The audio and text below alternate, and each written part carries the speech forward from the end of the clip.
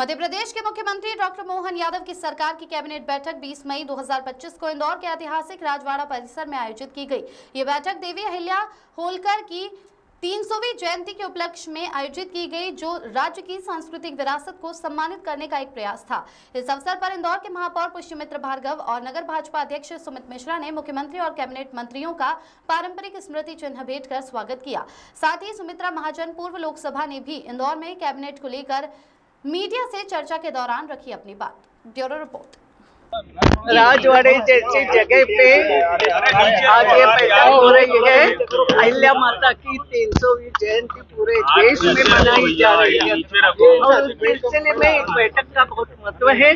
हमारे मुख्यमंत्री भी बहुत एक्टिव है और इतिहास के जानकार भी है, उज्जैन से है, सब जानते हैं और इसके विकास के लिए यहाँ निर्णय हो जाएंगे, ये भी एक बहुत अच्छी बात है।